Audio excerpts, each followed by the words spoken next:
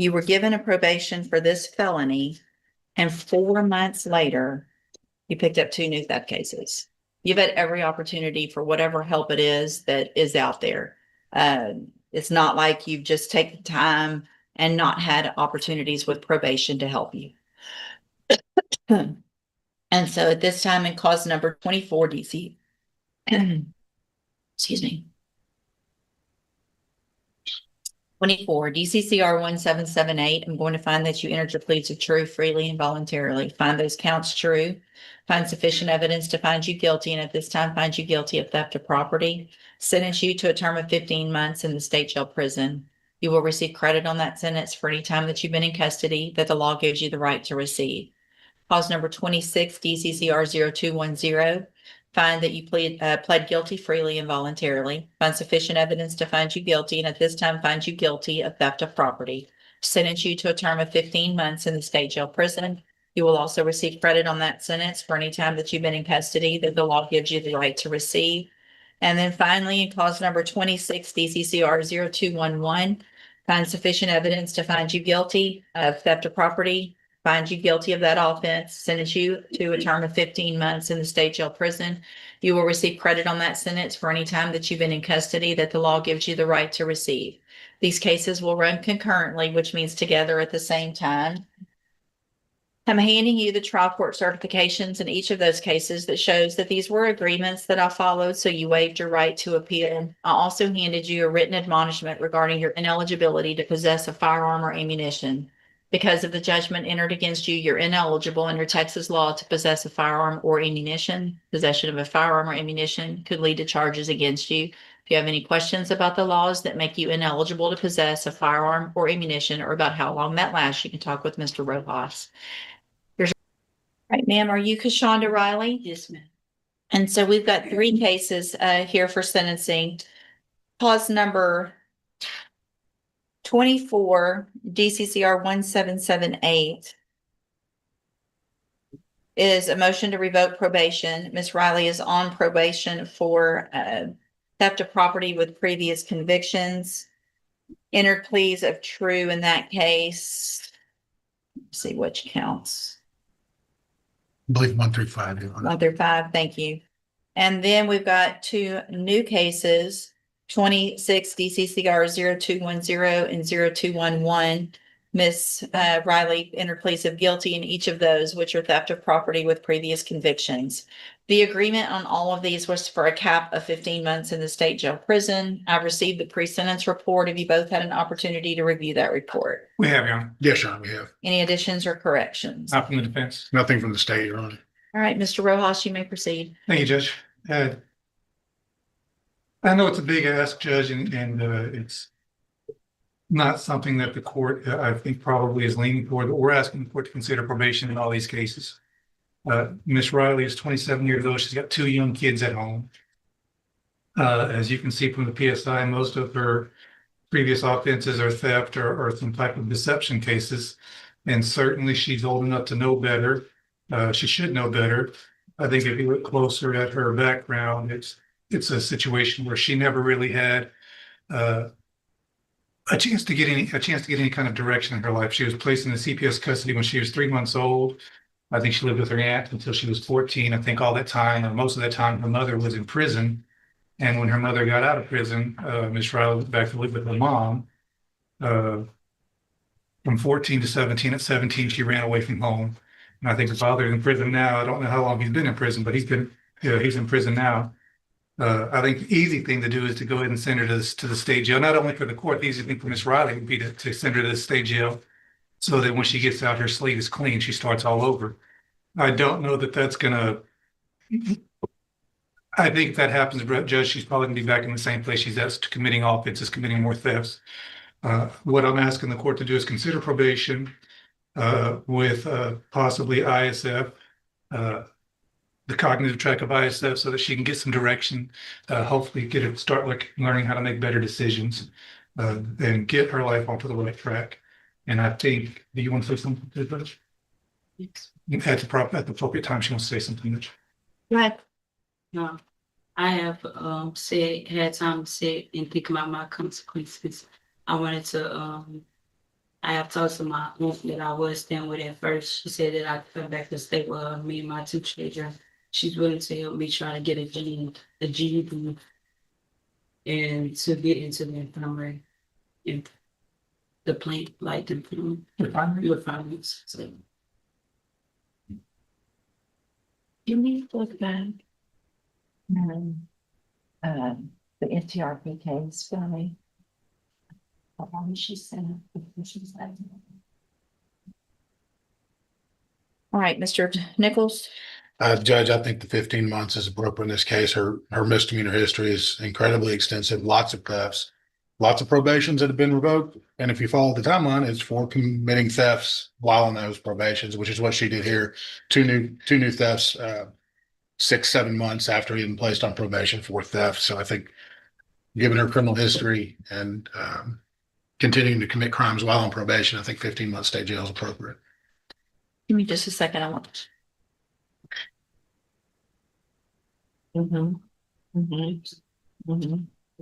Yeah. And if that's not easy to find, then. What's the question, Ryan? I might know.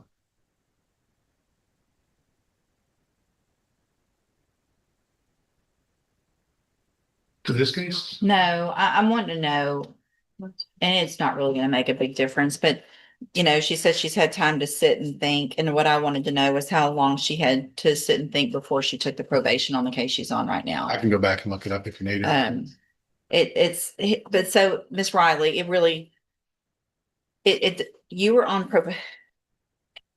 You've had 1, 2, 3, 4,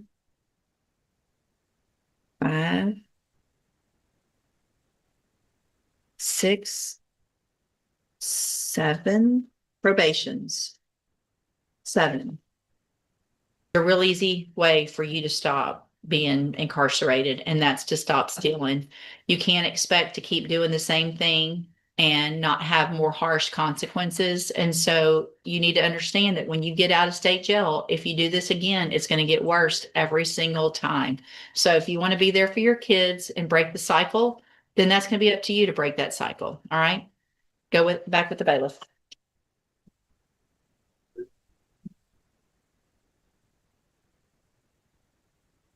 Charles Verdine. Carlson, A.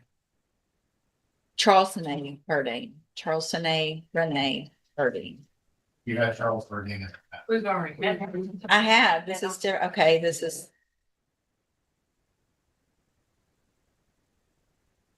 Charles Sine. Had all the birthdays. Mm-hmm. This is my. Different. Welcome to it. Yeah. Well, good morning, ma'am. Are you Charles Sine Verdine? Yes, ma'am. And Mr. Rojas, will your client waive the formal reading of the motion? She will.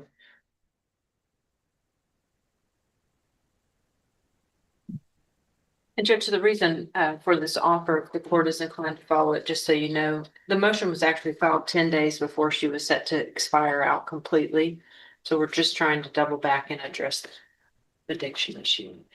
All right, Ms. Verdine, in cause number 22-40028, I have a motion to revoke your unadjudicated probation. Shows that you were placed on probation January 25th of 2023 for the 3rd-degree felony offense of obstruction or retaliation, and that was a 3-year deferred probation. Is that correct? Yes, ma'am. The motion alleges that you violated your probation. Is that 1 through 5? It is, Your Honor. Count 1 alleges that you provided a urine sample June 26th, October 15th, and November 17th of 2025 that tested positive for tetrahydrocannabinol. And is that true or not true? Yes, ma'am. True. That's marijuana. Yes, ma'am. True. Okay. Count 2 alleges that you failed to successfully complete the GED program as directed. Is that true or not true? True. Count 3 alleges that you failed to abstain from the use of any and all intoxicating substances, including alcohol, and that you tested positive for alcohol June 26th and October 15th of 2025. And is that true or not true? True. Count 4 alleges that you failed to submit to alcohol or drug screening October 14th of 2025. And is that true or not true? True. And then count 5 alleges that you failed to successfully complete the moral recognition therapy program. Is that true or not true? True. Did you enter your pleas of true to counts 1 through 5 freely and voluntarily? Yes, ma'am. And did you plead true to those because they're actually true? Yes, ma'am. I have here on the tablet some documents that have your signature on them that the state's marked as exhibit number 1. Before you signed these, did you go over them with Mr. Rojas? Yes, ma'am. Do you fully understand them? Yes, ma'am. And do you understand if I follow the agreement that you've made with the district attorney that you will be waiving or giving up any right to appeal? Yes, ma'am. And it looks like the agreement is for me to continue your probation and extend it for 2 years. Order that you enter and successfully complete the JCDI program, which would also include a drug patch. Is that your understanding? Yes, ma'am. State tenders number 1. No objection. It's admitted any evidence that Ms. Verdine is not competent. Oh, yeah. So I'm going to find that you entered your pleas of true to counts 1 through 5 freely and voluntarily. Find those counts true. Find sufficient evidence to find you guilty and revoke your probation, but I'm not going to do that. I do want to get an updated report. So we need to figure out between now and then what I can do between now and then. I just want to make sure that probation also agrees that that's all of the treatment and everything that's necessary. I'm willing to set a bond, and she's on probation. She can go ahead and start those programs, but I want to make sure, I think that we're covering everything, if that makes sense. Judge, she's been incarcerated for a while. Would the court consider PR? Yeah. So, okay. So what I'm going to do, Ms. Verdine, is I'm going to reset your case for sentencing. I'm not going to sentence you and extend it today. We're going to do that later. But I am going to reduce or set a bond for you in the amount of $1,000, but make that a personal bond, which means you don't have to pay any money. You're just going to get out of jail. Yes, ma'am. You're still on this probation. You're required to do everything, including starting that JCDI program. You have to have a drug patch on within 24 hours of your release from custody. Yes, ma'am. If you don't do that, I don't have to go along with this agreement when you come back. If you test positive between now and then, you're going to be right back in jail. Do you understand? Yes, ma'am. You can talk to your probation officer about where to get that drug patch. They'll help you with that. And then we'll see you back at sentencing. Okay. Yes, All ma'am. right. You can go back with the bailiff. I have a question. Hang on just a second. Is the drug patch right now just gonna be a condition of a bond? Or, It's going to be both. okay, It needs to be a condition of probation and bond. Yes, ma'am. I forgot what I was gonna say. Sorry. So I forgot. Okay. If you think of it, Mr. Rojas will be around and you can tell one of the bailiffs. All right. You can go back with the bailiff. Judge, may I report? Yes, ma'am. In just 1 second. Let me write this down before I forget.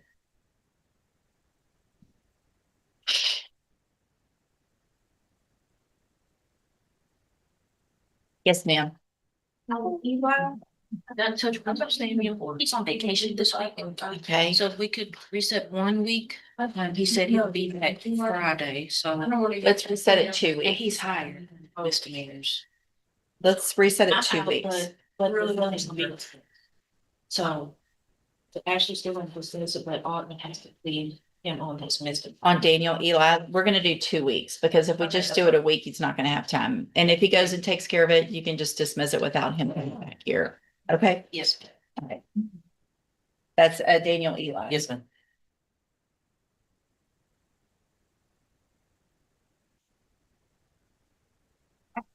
And then Anthony James. Yes, Your Honor, if we've received an offer, an adjusted offer, if we can have like just 2 weeks or so for him to give it his family, it's a TDC. Okay. We're gonna reset, we'll reset James a couple of weeks.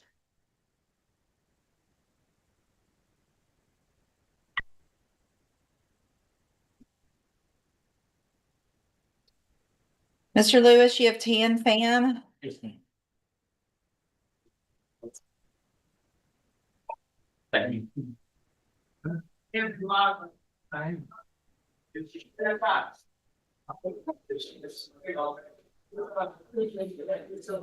Are they all state jails? Yeah, sure.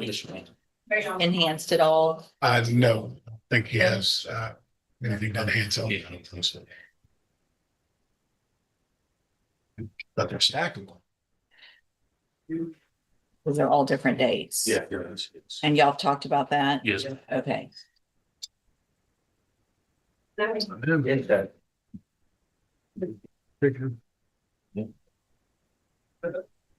Good morning. Are you Good Tan? You're Tan Van Pham? Yes, ma'am. And Mr. Pham, you are charged in cause number 25 BCCR 0909 with the state jail felony offense of theft of property from May 3rd of 2025. If you go to trial and you're found guilty, the range of punishment is between 6 months and up to 2 years in state jail prison. Do you understand? Yes. Depend on my lawyer. If she say yes, I have to say yes, ma'am. No, I want to make sure you understand. And do you understand? Do you need an interpreter? Would that be better? Yeah, that's better because I don't understand English very well. Well, we've been able to communicate, You have you know, the fine. whole time. Yes, ma'am. So, Mr. Fan, if you go, I just want to make sure in all of your cases, every single case, you've got 25 DCCR 0909, 25 DCCR 1039, 26 DCCR 0353, 54, 55. And then we've got 25 DCCR 0782 and 0785. All of those cases charge you with theft of property with previous convictions, which means if you're found guilty, the range of punishment, you could go to prison for a minimum of 6 months up to 2 years in each of those cases. Do you understand that? I know, but I don't do like that, you know. I just want to make sure you understand that if a jury finds you guilty, what the range of punishment is, what could happen? I don't know what it means because my English not too well, you know. But I don't do like We're that. gonna reset it 1 week. Let's get, figure out who we can get as an interpreter, please. You speak Vietnamese? Yeah, I speak with them. Okay, we'll see you next week. We'll figure it out. Okay, thank you, ma'am. Yes. Thank you so much. I don't know, yeah. And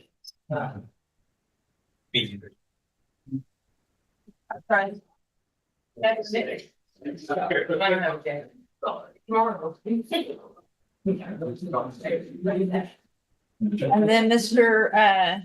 Rojas, Justice Lars, Yes, ma'am, wants to talk to he wants to do what? talk to the court again. He wouldn't. Well, Let's get Mr. Larzo out real quick, please.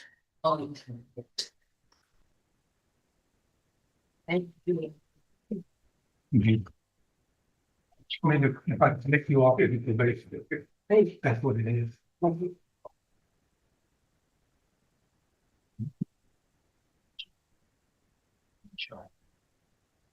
You see, like the price is right. Remember that game the little guy goes. Uh-huh. Little mountain man's going. There's so many words are allowed. Yeah. All right, Mr. Larzo, what's going on? Ma'am, I'm going ahead. I want to question the lawyer. He's not representative. Here's the thing, you don't get to do that.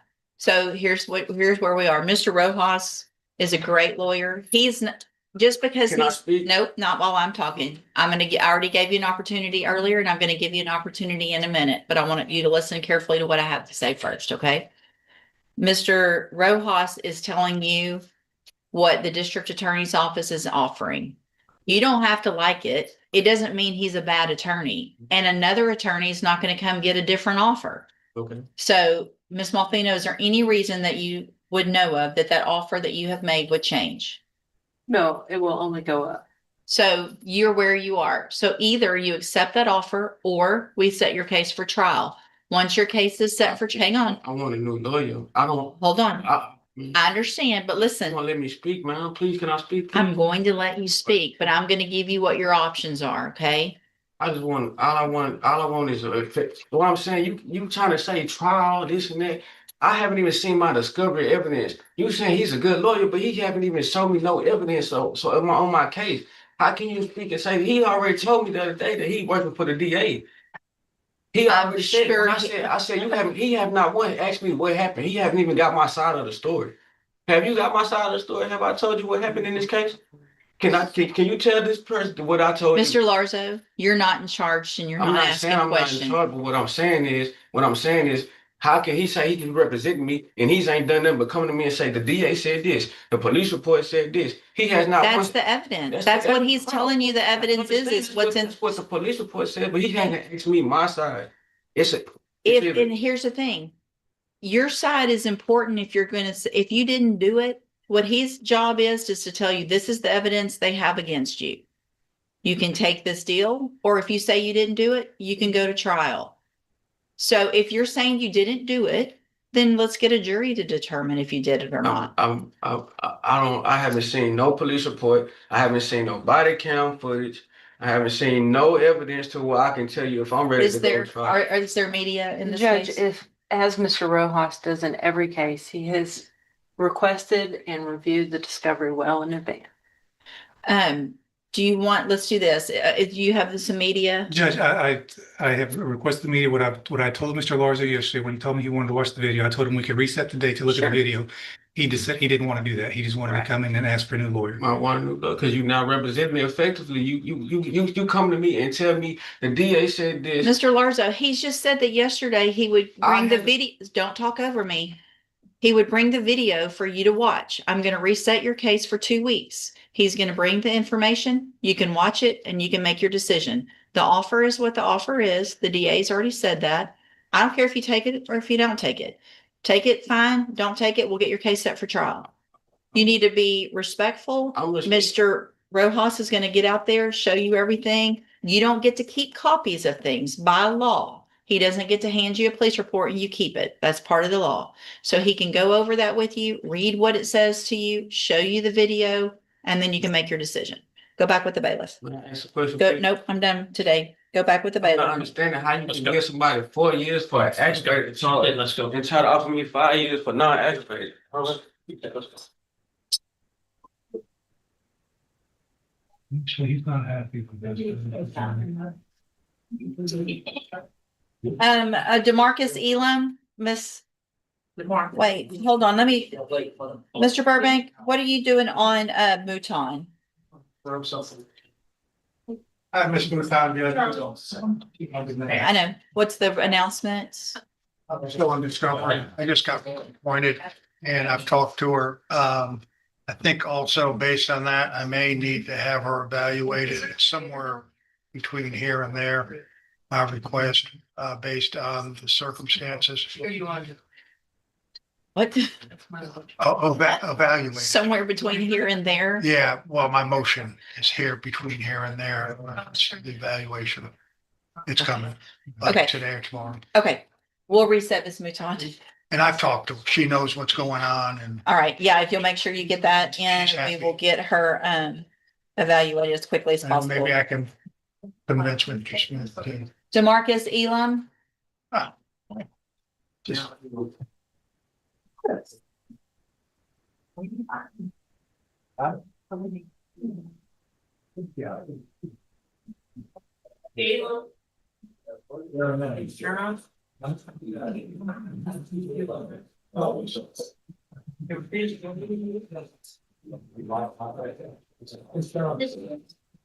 yeah, DeMarcus Elam.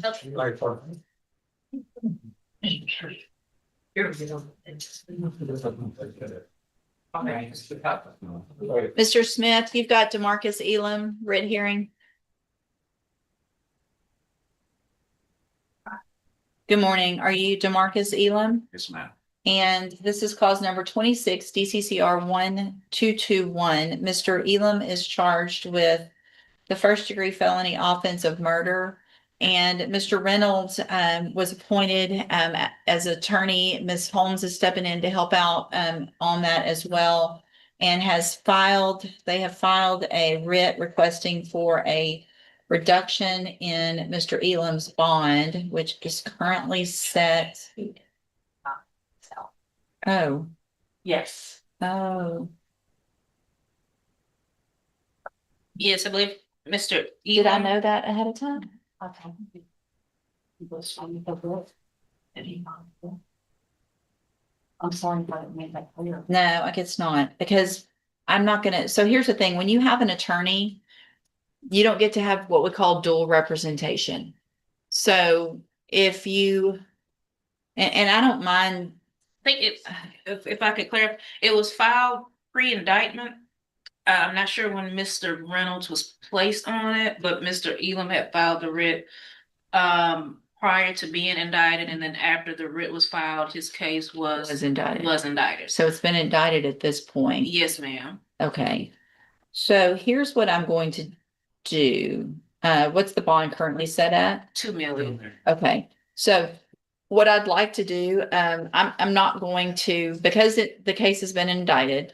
At this point, a writ is probably not the appropriate, tool. I would think it would just be a motion for a bond reduction. Ms. Holmes can talk with Mr. Reynolds. They can get that filed. They're going to file things on your behalf, okay? And so I understand that you were waiting on an indictment but that's been taken care of now. But you don't get to file something if you have an attorney. I'm gonna take what they filed. So let's get a bond reduction. Ms. Holmes will get that filed for you. I'll reset the case 1 week, but I think we need to have the appropriate tool moving forward legally. Let's do 2 weeks, and we'll have a bond hearing. If the state has any evidence, that'll give them some time to bring anybody if you wish. Well, they said something about they would lock open the bench. So apparently they have access to do something, open and close the bench. Thank you so much. I don't know, but I mean, that's what I said. Well, I've got the thermostat but down, but it's going up. And I heard them saying in the background, okay, well, we'll do something with the vent. But now it is chilly, but I'm not gonna complain because. Better than nothing. See, Mr. Parker, you've got Edward Godfrey. It's a sentencing. Edward Godfrey. Who? Oh,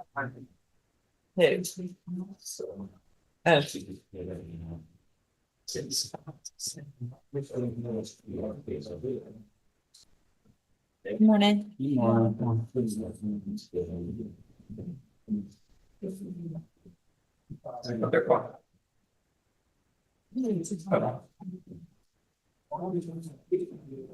Good morning. Are you Edward Godfrey III? No. And Mr. Godfrey was previously here in cause number 26 DCCR 0383. Entered a plea of guilty to assault family violence by impeding breath or circulation. I've received the pre-sentence report. Have you both had an opportunity to review that report? Yes, ma'am. Yes. I'm sorry. Yes, Your Honor. Are there any additions or corrections? None more, Judge. Nothing so. All right, sir, I'm going to find that you entered your plea of guilty freely and voluntarily. Find sufficient evidence to find you guilty. However, I'm going to follow the agreement that you made with the district attorney and defer all proceedings and place you on probation for 6 years. You're ordered to pay the $500 fine and to follow all of the rules and conditions of probation. This is such an excellent opportunity for you. You're very young. You do not want a felony conviction on your record. It'll change your life in a very negative way, in lots of ways. You can't go to obviously certain jobs, schools, apartments, it just all kinds of things. And so part of your probation is going to be that you get your GED or finish school, one or the other. So if you're not going to go back to school, then you have to start that GED process within 30 days of today. That's not just for me, that's for you. That'll make it also everything in your life easier, getting better jobs and things like that. It's very important. It should be important to you. So I want you to get that done. You're going to go through some classes. You're going to do everything you're supposed to. Then at the end of your probation period, if you're successful, the case is actually dismissed. You never have a felony conviction. The other side of that, though, is if you do violate any condition of probation, you can be brought back into court, found guilty. So you would be a convicted felon and you could go to prison for up to 10 years. Do you understand? You good? You understand? And also, it is a condition of your probation that you have absolutely no contact, communication in any way with Ramsey Howard. Do you understand? Okay. All right, I'm handing you the trial court certification that shows this was an agreement that I followed, and so you've waived your right to appeal. All right, good luck to you. You can go back with the bailiff.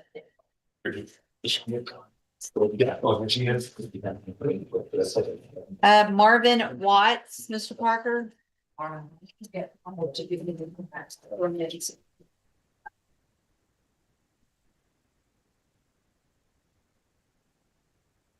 Good morning, Your Honor. Good morning.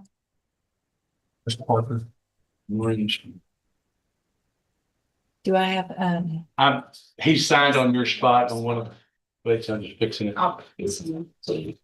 in both cases or just one? Just one. He's putting on both cases. He He signed. just signed one spot. Oh, because I don't see any here yet. Yes. Okay. Listen. Oh.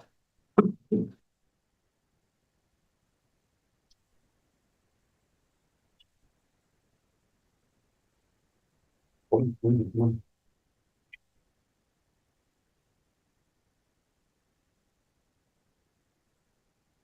right, sir, are you Marvin Lee Watts Julie. Junior? And Mr. Parker, will your client waive the formal reading of the indictment in each case? That's your honor.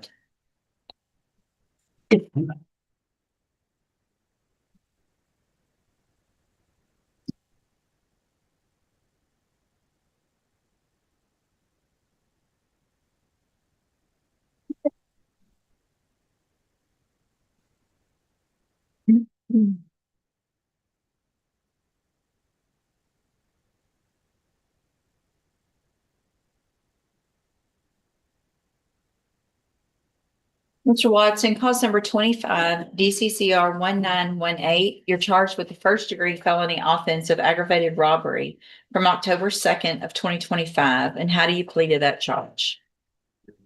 Are you pleading guilty freely and voluntarily? And are you pleading guilty because you did what they charged you with?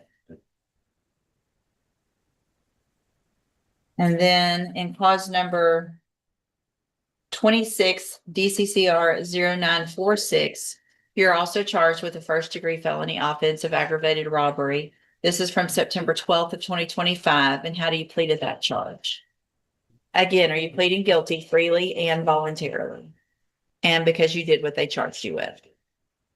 In each of those cases, I have here on the tablets documents that have your signature on them that the state's marked as exhibit number 1. Before you sign these, did you go over them with Mr. Parker? Do you fully understand them? And do you understand if I follow the agreements that you've made with the district attorney's office that you'll be waiving or giving up any right to appeal?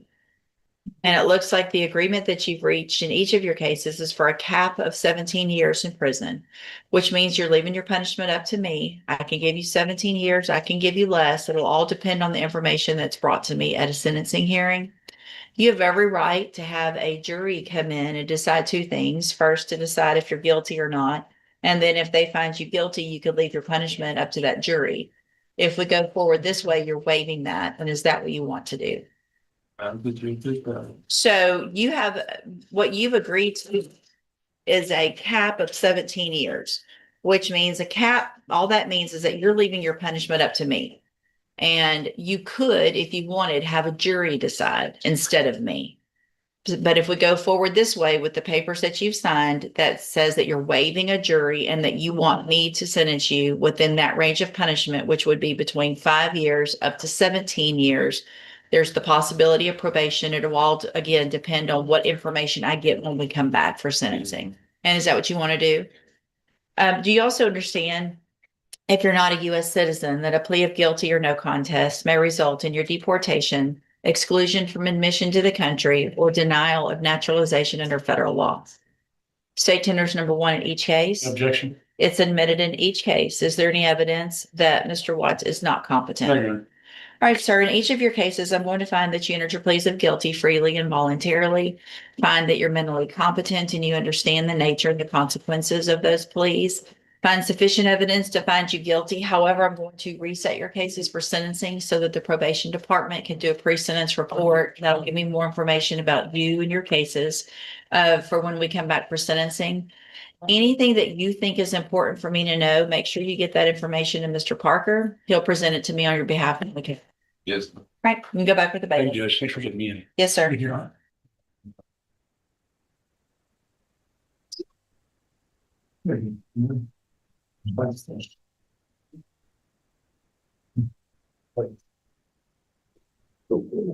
Mr. Macon, you have Cyprian Avedontu. Yeah, That's what, Your Honor. it's not even close, I'm sure, but. You know, Avedonte? Romania. What's the name, Judge? Cyprian Avedonte. You got it. You didn't want to relay that? Good morning. How you doing? Welcome.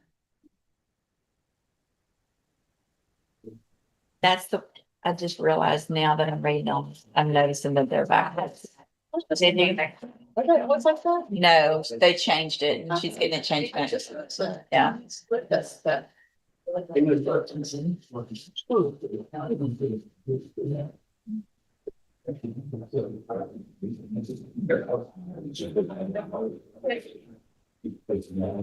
Good morning. Good morning. And are you Cyprian? Is it Avedonatue? Yes. Close enough. All right. And Mr. Avedonatue, I can't say it. Is charged with unlawful interception or use of a wire oral electronic communication. And Mr. Macon, what is the announcement? Yeah, and I'm gonna call him Cyprian. He just got back here from California. He was in custody out there and they brought him back. And Pam was just appointed on the case. And I really haven't got with her to discuss all the things. Plus, I have a Romanian interpreter interpreting quite a few papers that show my client was out of the country, but I would ask for a normal resetting. Okay. I'd work on all that. All right. And Ms. French, any issues with the No, reset? I've been given a thumb drive with information on it and I'll be reviewing that as well. So I appreciate the reset. All right, we'll just do a normal reset and then we'll see where we get the next court date. You can go back with bailiff.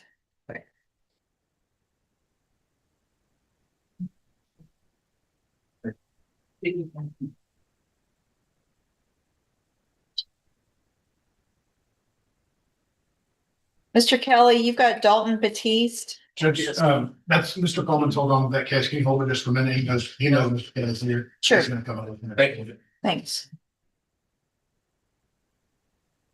I'm waiting needed. Not yet, I'm sorry. Not at all. Thank you very much. Thank you very much. Very well. See, Mr. Lewis, you've got DeJuan Banks. Yes, ma'am. DeJuan Banks. Right. No. It just was amazing. Morning. How are you, Mr. Lewis? I'm doing all right. That's fine. Good. Good morning. Are you DeJuan Banks? Yes.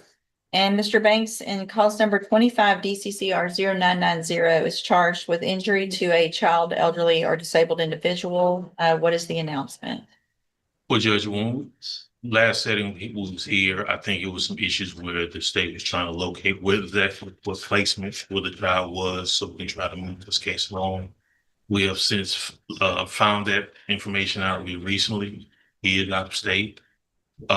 So I know now they're Judge, if it makes sense to you, and Mr. Lewis has been nothing but helpful to me. And we have talked about different offers that one would expect would resolve the case if guilt was really on Mr. Batiste. What I'm trying to do is find Banks. Banks. Sorry, I'm sorry. I'm 30 seconds behind. Sorry about that. If that makes sense what I'm saying without saying it out loud. The child is in the custody of family members under the care of foster care. So when I look from everything I have access to, it looks as if the child is in the care of foster care, which is where I have been going to try to locate and put people to speak with. But now the child is in foster care, but with the family, if that makes sense. And I wouldn't know this information but for Mr. Lewis. which is now who I need to speak with. I know it says final. If we need to put it on the trial market, obviously that will be done well in advance of when that trial market would be. That's No, I guess just you're an saying you issue. now have, you know where you. Yes. Okay. Even though all the logistics say foster care, the child is still in foster care, but is with the Okay. grandparent. I'm gonna do one more reset to give you some time to get a visit with them, and then let's get an announcement the next. And they have been generous with that information. Otherwise, I wouldn't know where that child is other than through the foster care system. And he's not a possessor of custody, so to speak. All right, thank you. You can go back with the bailiff. Thanks. Thelma Gilbert. Gilbert.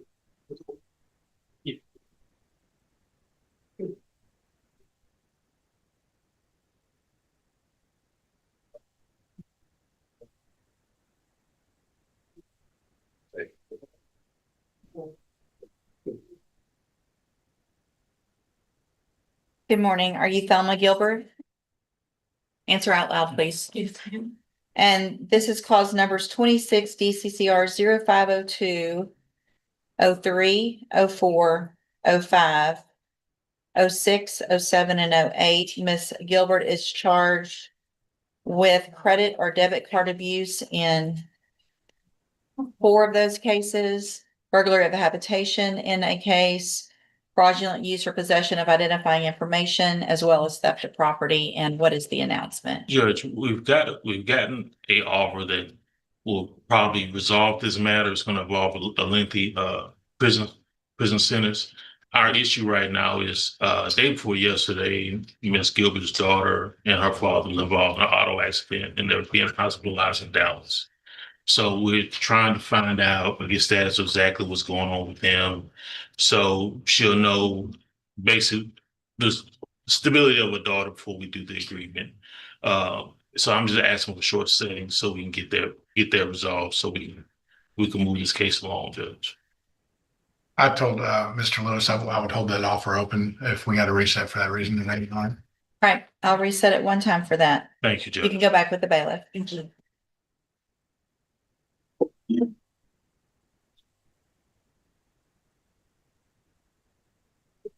Pham, Mr. Lewis? Hold on that one. Sure. Thank you. We'll hold that. Hold on.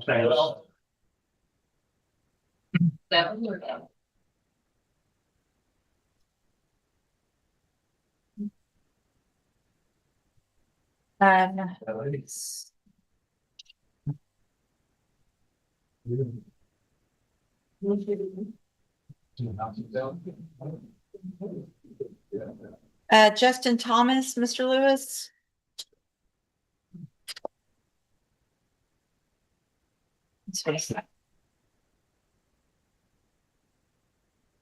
Competency. Yes, He's confident now. yeah, just that.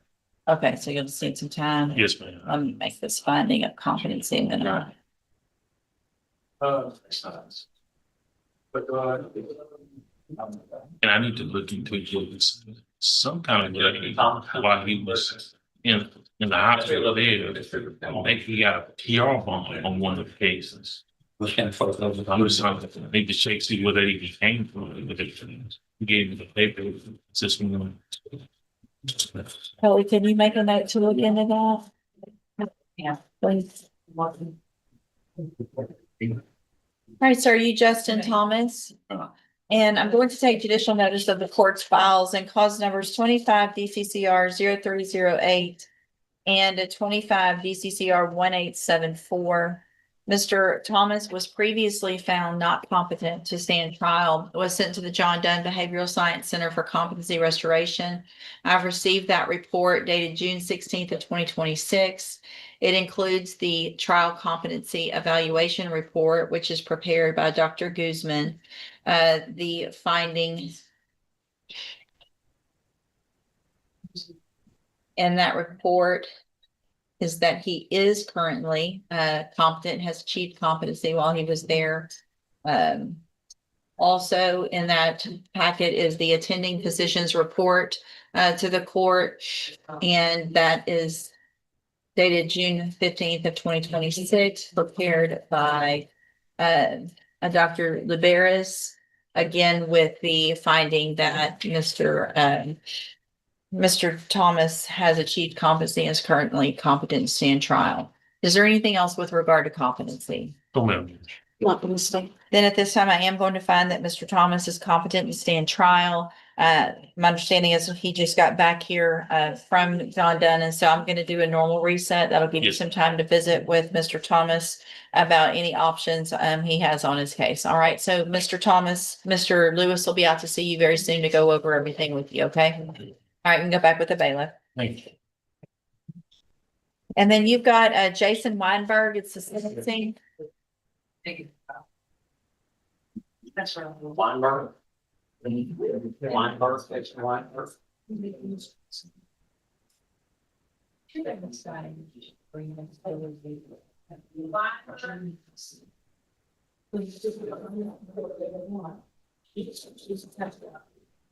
Smart.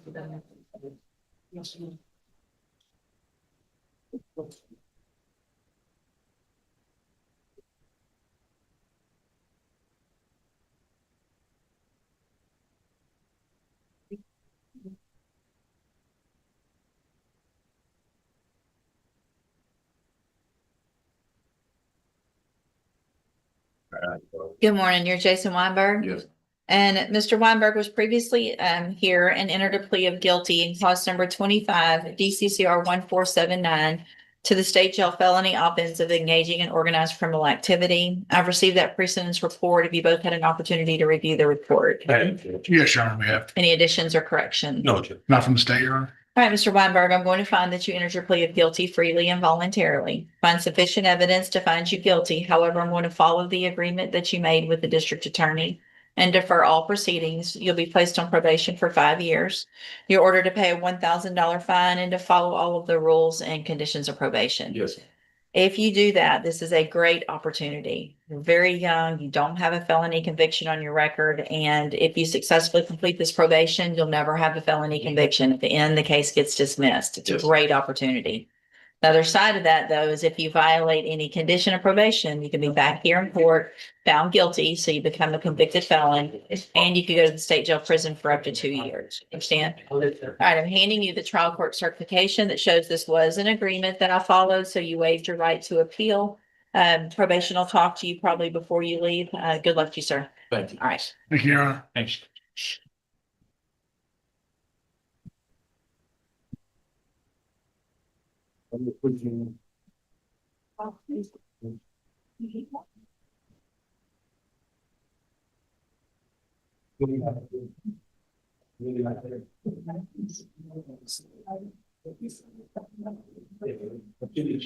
Judge, no, No. I'm sorry. Mm-mm. No, that was, we'll see. Since it's a state jail, she said no ISF for Oh. him. I said, no, we'll hopefully not do that. Not today. So, that DeMarcus Evelyn is gonna be Brittany handling that. Yes. And that's for a bond. Yes. Okay. Hi, good morning. I'm County Secretary. I can do a cooking song. I'm just gonna take on the back. That will have to do. It is on Dalton Beach. Okay, And congratulations. I know, thank you. Y'all have a great day. Thanks, you too.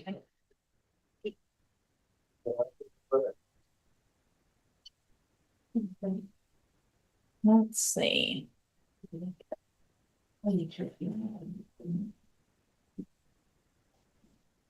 I know, usually he at least stops by.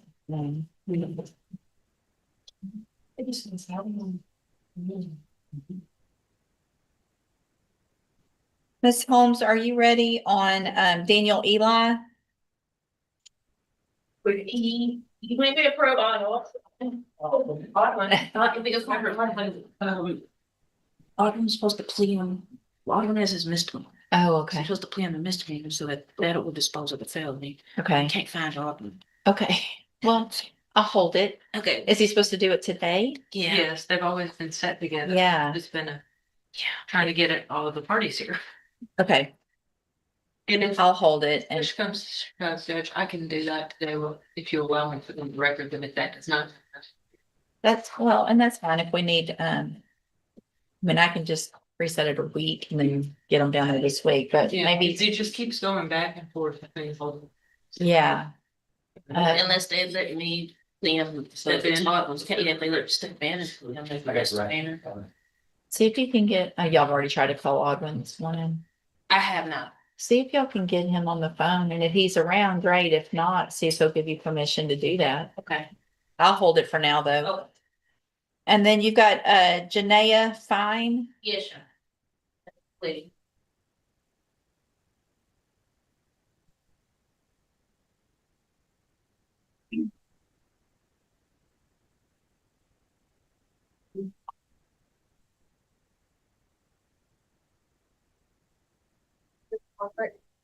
Yeah, that's the other one.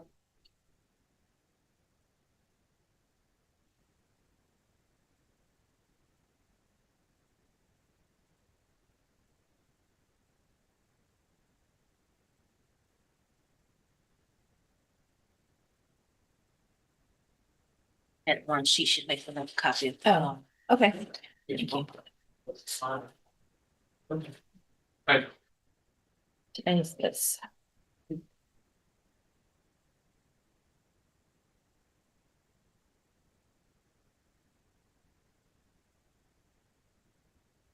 Good morning. Are you Janaea Fine? Yes, ma'am. Yes, Your Honor. And will your client waive a formal reading of the indictment in each case? Yes, Your Honor. Ms. Fine, in clause number 26, DCCR 0432, you're charged with a second-degree felony offense of assault on a peace officer from January 13th of 2026. And how do you plead to that charge? I plead guilty. Are you pleading guilty freely and voluntarily? Yes, Your Honor. And are you pleading guilty because you did what they charged you with? Yes, Your Honor. And then we have clause number 26 DCCR 0433. And in that case, you're charged with a third-degree felony offense of harassment of a public servant. And that's from January 13th of 2026. And how do you plead to that charge? I plead guilty. And are you also pleading guilty in that case freely and voluntarily? Yes, Your Honor. And because you did what they charged you with? Yes, Your Honor. In both of those cases, I have here on the tablet some documents that have your signature on them that the state's marked as exhibit number 1. Before you signed these, did you go over them with Ms. Holmes? Yes, Your Honor. And do you fully understand them? Yes, Your Honor. And do you understand if I follow the agreements that you've made with the district attorney, that you'll be waiving or giving up any right to appeal? Yes, Your Honor. And it looks like the agreement that you've reached in each of your cases is for a 5-year deferred probation. There would be a $500 fine, and you would be required to follow all of the rules and conditions of probation. Is that your understanding? Yes, Your Honor. Do you also understand if you're not a U.S. citizen that a plea of guilty or no contest may result in your deportation, exclusion from admission to the country, or denial of naturalization under federal law? Yes, Your Honor. State tenders number 1 in each case? No objection. It's admitted in each case. Is there any evidence that Ms. Fine is not competent? No, Your Honor. All right, ma'am, I'm going to find that you entered your pleas of guilty in each of your cases freely and voluntarily. Find that you're mentally competent and you understand the nature and the consequences of those pleas. Find sufficient evidence in each case to find you guilty. However, I'm going to reset your cases for sentencing so that the probation department can do a pre-sentence report. That'll give me more information about you and your cases, and then we'll come back later for sentencing. Before we talk about the bond, there is only a fine in 0432 of $500. There's no fine in 0433. And so, Ms. Malfino, what's the state's position with regard to No objection. a bond? So,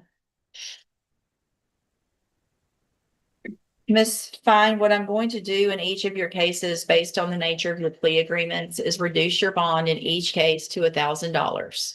I'm going to make those personal bonds, which means you don't even have to pay any money. You're just going to get released from jail today.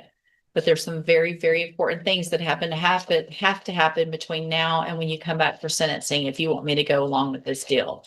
The first thing is that when you are released from custody, the very first thing you do is go to the probation department.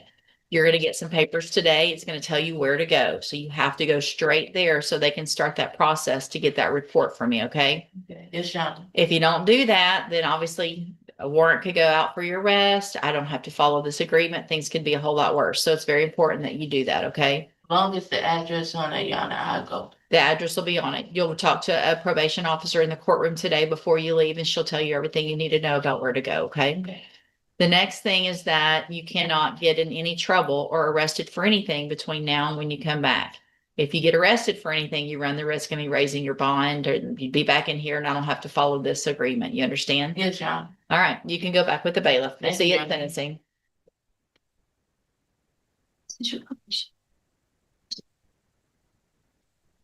Anthony James, Ms. Holmes, You can hold that one. Sure. 1 minute. and then what about Michael Spain? It's a test.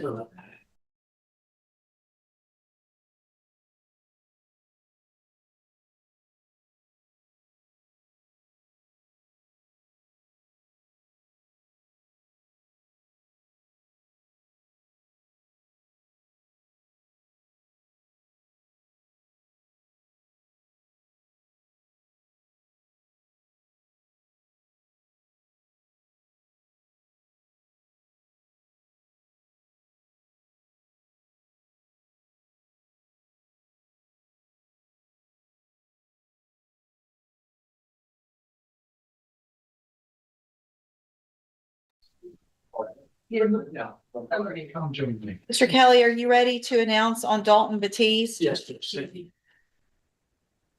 Oh,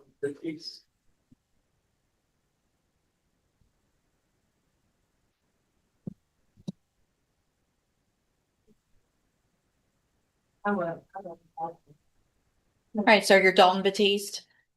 Answer out loud, please. And this is clause numbers 25 DCCR 1436, 1437. In each of those cases, Mr. Batiste is charged with manslaughter. And then in 24 DCCR 0407, charged with possession of marijuana. And what is the announcement? We've sent objections to the court, Judge. Go through that. Sorry, I didn't. All right, so Mr. Batiste, in each of those manslaughter cases,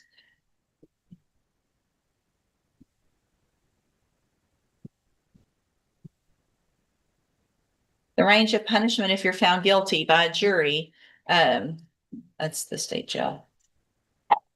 Sorry, I had the wrong one pulled up. 4 seconds, correct? Yes, Judge. Is between 2 years and up to 20 years in prison in each of those cases. And then in that possession of marijuana case, if you're found guilty by a jury, the range of punishment is between 6 months and up to 2 years in a state jail prison. Do you understand? Yeah, yes. And I have here on the tablet some plea bargain rejections that you've signed with Mr. Kelly that shows that the district attorney's office has made offers if you wanted to enter plea of guilty for 10-year term in the manslaughter cases I don't think we sent a third one, Judge. We didn't. with, I guess, something on that state jail that would run concurrently with that. So it would be 2 10-year sentences, but they would run at the same time. And then whatever you got on the state jail would also run concurrently or at the same time. You have every right to reject those offers and have all of your cases set for trial. I just want to make sure you understand what the possible consequences are if you go to trial and what your options are if you wanted to plead guilty. And do you understand all of that? And do you want to reject those offers and have all of your cases set for trial? All right, we'll get them set on the trial docket, and Mr. Kelly and Mr. Gertz will get in preparation for trial. You can go back with the bailiff. Thank you.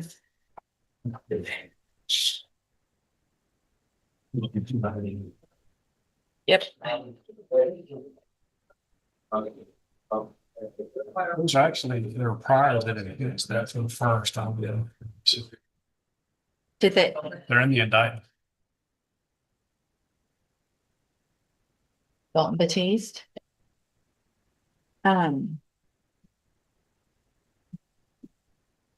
Guess Tom's already gone. They went back to. Would you grab Tom real quick and make sure? Would you send me back It's what in- the rejection? It's in the indictment. So Did you go over with him, the enhancement at first? You've gone over that and explained. Since I didn't do it on the record, I want to make sure that's been done. Okay, perfect. Thank you. No, ma'am, I'm good. Mr. Rojas, you've got, Jamon Adams.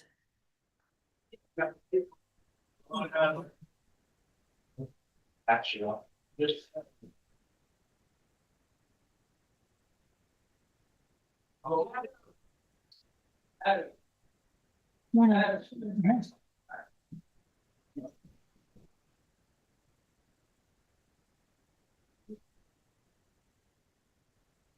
Yes. Okay. Yeah.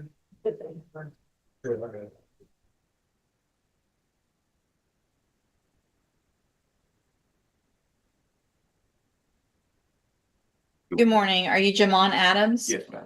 And Mr. Adams, in cause number 26, DCCR 0744, you're charged with a second-degree felony offense of aggravated assault with a deadly weapon. And that's from April 7th of 2026. And what that means is if you go to trial and you're found guilty, the range of punishment is between 2 years and up to 20 years in prison. Do you understand? Yes. And I have here on the tablet a plea bargain rejection that you signed with Mr. Rojas that shows that the district attorney's office has made an offer if you wanted to enter a plea of guilty for a 5-year term in prison. You have every right to reject that offer and have your case set for trial. I just want to make sure you understand what the possible consequences are if you go to trial, what your options are if you wanted to plead guilty. Do you understand all of that? Yes, ma'am. And do you want to reject that offer and have your case set for trial? Yes, ma'am. All right, we'll get that done. Mr. Adams, Mr. Rojas is your court-appointed attorney at this point, and he's one of the attorneys who handles a lot of cases for me as a court-appointed lawyer. With your permission, I can release him and appoint another attorney today who could begin preparation for trial a little quicker. Is that okay with you? Yes, ma'am. All right, Mr. Rojas, you're released. We'll appoint someone today. They should be out to see you very soon to begin preparation for trial. Okay. All right, you can go back with the bailiff. Can I ask you a question? You sure? When it comes to the next lawyer, will I be able to tell you what really happened? Because the last time I heard. So you just need to talk to your lawyer about that. Okay. That's who you need to tell everything. And then he'll talk to the district attorney, and that's all kind of between you guys, not necessarily me, okay? Yes, ma'am. All right, you can go back to the bailiff. Linton Alexander, Clinton Alexander.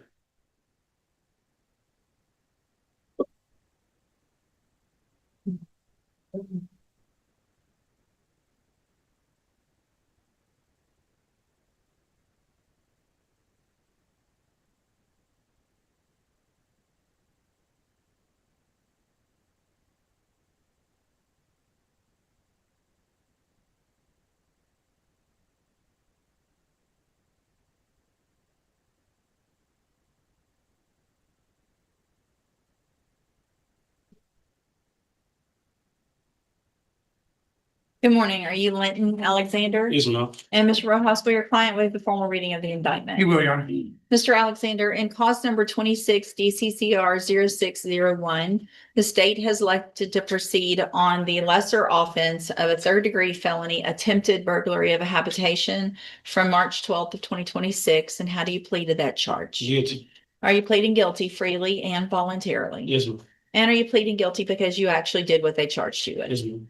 I have here on the tablet some documents that have your signature on them that the state has marked as exhibit number 1. Before you sign these, did you go over them with Mr. Rojas? Yes, ma'am. And do you fully understand them? Yes, ma'am. And do you understand if I follow the agreement that you've made with the district attorney that you'll be waiving or giving up any right to appeal? Yes, ma'am. Also, do you understand if you're not a U.S. citizen that a plea of guilty or no contest may result in your deportation, exclusion from admission to the country, or denial of naturalization under federal law? Yes, ma'am. State tenders number 1. No objection. It's admitted. Is there any evidence that Mr. Alexander is not competent? No, Your Honor. All right, sir, I'm going to find that you entered your plea of guilty freely and voluntarily, find that you're mentally competent and you understand the nature and the consequences of your plea, find sufficient evidence to find you guilty, and at this time find you guilty of the third-degree felony offense of attempted burglary of a habitation, sentence you in accordance with your agreement to a term of 5 years in the institutional division. Should be 4, Judge. Judge, I think, actually, I know, it originally was 5. Maybe Mr. Ross accidentally wrote 5. We talked about it when I reduced it because the offer was 4. It should have been 4 the whole time. If I didn't catch it, that's on me. It says 5. It's 4, But yeah. I'll I'm sorry, check. Judge. It's supposed to be. That's okay. Trying to give you- Still- Hold on, let me, Yeah. with everybody's permission, I we can change. still catch it. All right, so I'm going to sentence you in accordance with your agreement to a term of 4 years in the institutional division of the Texas Department of Corrections. You will receive credit on that sentence for any time that you've been in custody that the law gives you the right to receive. I've handed you the trial court certification that shows this was an agreement that I followed, so you waived your right to appeal. I also handed you a written admonishment regarding your ineligibility to possess a firearm or ammunition. Because of the judgment entered against you, you're ineligible under Texas law to possess a firearm or ammunition. Possession of a firearm or ammunition could lead to charges against you. If you have any questions about the laws that make you ineligible to possess a firearm or ammunition or about how long that lasts, you can talk with Mr. Rojas. Okay. All right, good luck to you, sir. You can go back with the bailiff. Thank you, Your Honor. Thank you.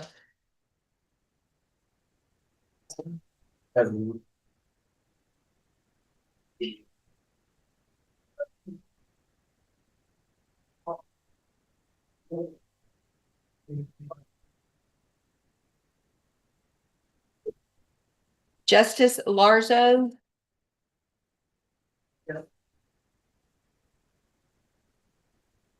Oh, yeah, okay, thank you. And it's just, we don't have anything done or, yeah, we're just gonna.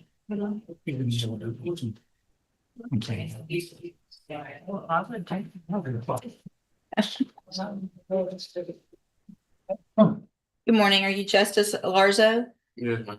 And Mr. Larzo, in cause number 26 DCCR 0770, you're charged with the third-degree felony offense of obstruction or retaliation from March 8th of 2026. Your indictment alleges that you were previously convicted of assault on a peace officer and assault on a public servant on October 12th of 2023, both of those cases on the same day, which means if you go to trial and are found guilty in these cases, or this case, and those prior offenses are true, that means you would be considered a second-degree felony for punishment, which is between 2 years up to 20 years in prison. Do you understand all of that? You can repeat that for me? What part of it do you not understand? The first part, What you're charged with? the part where you said. So here's the thing. You're charged with obstruction or retaliation. Correct. The offense date is March 8th of 2026. Correct. And that's a third-degree felony. Correct. The indictment also shows me that you were already convicted of 2 other felonies on the same day. What that means is if those are true, or at least one of them is true, it would enhance your punishment in this case to a second-degree felony, which means if you go to trial, you're found guilty, the range of punishment is between 2 years and up to 20 years instead of 2 to 10. Do you understand? Sure. Well, what it says is if you convicted, if you catch the case, 2 of the cases at the same time, then that would be consist of the enhancement. If you put both of those charges at the same time, I didn't catch those charges at the same time, even though I was convicted at the same time because they ran a CC. Here's the thing, it only matters on one of them, right? Because the fact that they were run CC is what makes this enhanced by 1 instead of turning it into a habitual. So I'm only counting it like it's 1, right? So let's just assume you have 1 prior conviction. It doesn't matter if you have 1 or 2 or 14 from the same day, the same conviction day. It only will enhance this 1 level, which means from a third degree to a second degree, just like I said. Make sense? Okay, so. I'm sorry to interrupt, Sure. if I may. Yes. For the benefit of the defendant, I've tendered that pen pack to Mr. Rojas. The convictions are on the same day, but for the actual same type of offense. And in this instance, he threatened to murder a police officer, which is why the offer is what it is. And for his benefit, I also tend to introduce a punishment where available by the rules of evidence, the misdemeanor and juvenile contacts with the law that he has had as well. All right, thank you, Ms. Malfino. So you've had an opportunity to visit with Mr. Rojas about your case. And Mr. Rojas, do y'all have an announcement? Judge, I was speaking with Mr. Larzo yesterday. I think his intention is to come here this morning and ask for a new lawyer. I explained to him the way to get a new lawyer is to reject the offer and set it for trial, because I think that was originally his intention. He, however, didn't want to sign any paperwork with me. Because I haven't got an offer. You haven't gave me an offer. You said 5-year cap. I don't know what that is. That's not an offer. If you offer me 5 years TDC or you offer me 5 years probation, you didn't say which one. So When I get an offer, I'll let you know. I don't know what the offer is. Sounds like the offer was a 5-year cap. Is that correct, That's the Mr. offer. Rojas? And I'm sure Mr. Rojas explained to you what a cap is. Yeah, he just said I can't get more than 5 years. Right. Okay, so what is the offer? How many years? 5 years TBC? So it's up to me. So if you sign for a cap, and I'm sure Mr. Rojas explained this to you, it's a way for you to try to come to me and say, give me less than 5. I could give you 5, 4, 3, 2, or I could consider probation. It would all depend on the information that I received at a sentencing hearing. But if I follow the agreement, I couldn't give you more than 5. So it's something where it's not for sure. You have an opportunity to ask for something within that range. Does I'm that trying to handle this today. what? I would like to take care of this today.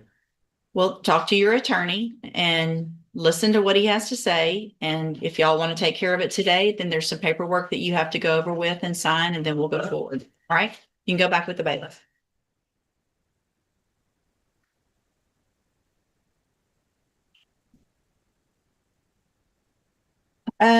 Joey Mink. Joey, me. Paperwork on this one. Oh, I don't have it yet. All, I'm sorry, Judge, but didn't see it. Yeah, that's there.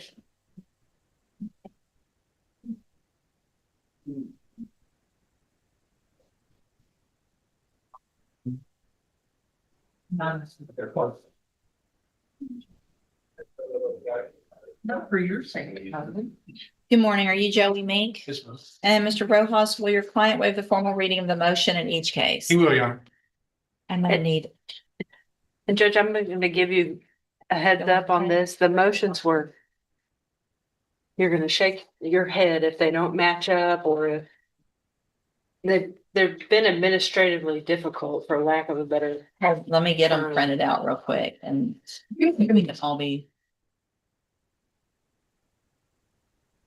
At one point in time, the probation department only wanted 1 filed, and then the clerk asked why there wasn't 2 filed, brought that to my attention. So I filed the second one. So if there's errors, I apologize in advance.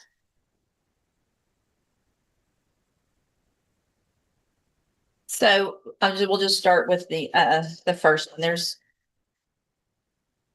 Mr. Mink in cause number, and he'll waive the formal reading in both. He will. Okay.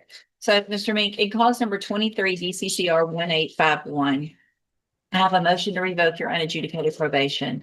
Shows that you were placed on probation July 1st of 2024 for the 3rd-degree felony offense of evading arrest or detention with the use of the vehicle. And that was a 4-year deferred probation. Is that correct? And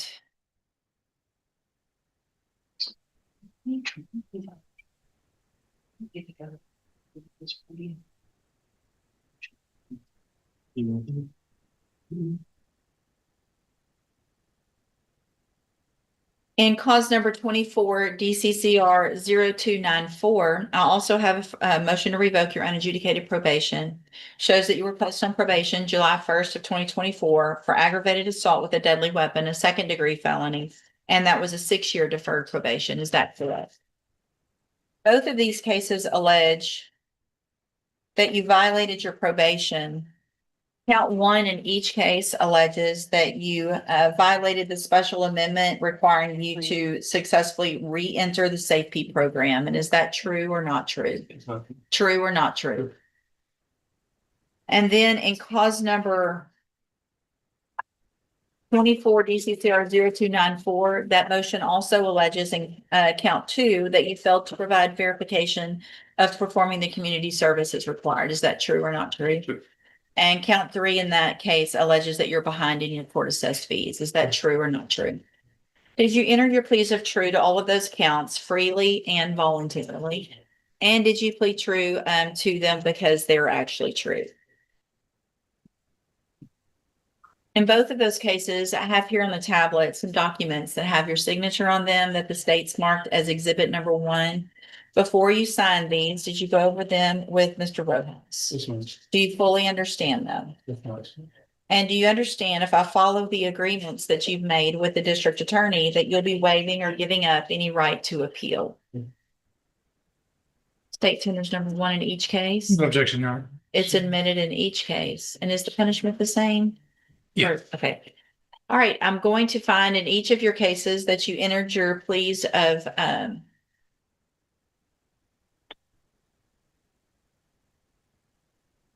true to counts 1 in the one case and then 1, 2, and 3 in the other, freely and voluntarily. Find all of those counts true. In cause number 23, DCCR 1851, find sufficient evidence to find you guilty, and at this time find you guilty of evading arrest or detention with the use of a motor vehicle. Sentence you in accordance with your agreement to a term of 4 years in the institutional division of the Texas Department of Corrections. You will receive credit on that sentence for any time that you've been in custody that the law gives you the right to receive. And then in cause number 24, DCCR 0294, find counts 1, 2, and 3 true. Find sufficient evidence in that case to find you guilty, and at this time find you guilty of aggravated assault with a deadly weapon. Sentence you in accordance with your agreement to a term of 4 years in the institutional division of the Texas Department of Corrections. There will be an affirmative finding of a deadly weapon in that case. The 2 cases or the 2 sentences will run concurrently, which means together at the same time. I'm going to hand you in each case the trial court certifications that shows that these were agreements that I followed, and so you've waived your right to appeal. I also handed you a written admonishment regarding your ineligibility to possess a firearm or ammunition. Because of the judgments entered against you, you're ineligible under Texas law to possess a firearm or ammunition. Possession of a firearm or ammunition could lead to charges against you. If you have any questions about the laws that make you ineligible to possess a firearm or ammunition, or about how long that lasts, you can talk with Mr. Rojas. All right. Good luck to you, sir. You can go back with the bailiff. Okay.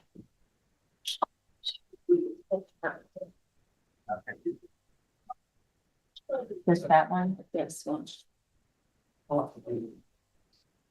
Thank you. Let's see, Kashonda Riley to sentencing.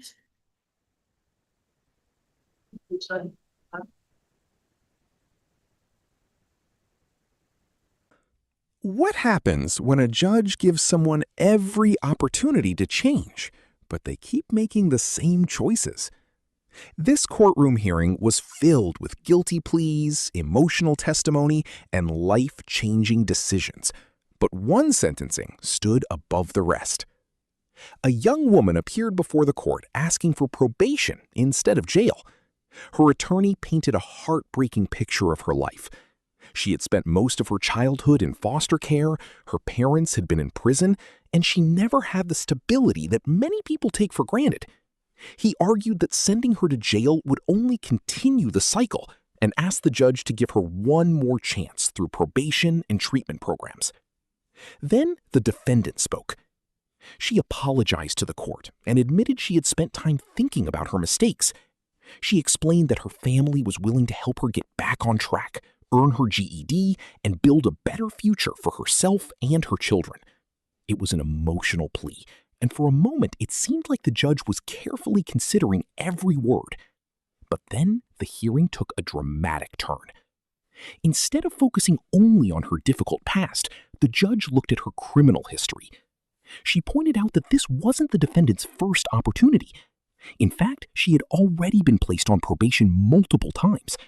Each time, the court had trusted her to change, and each time she returned with new theft charges.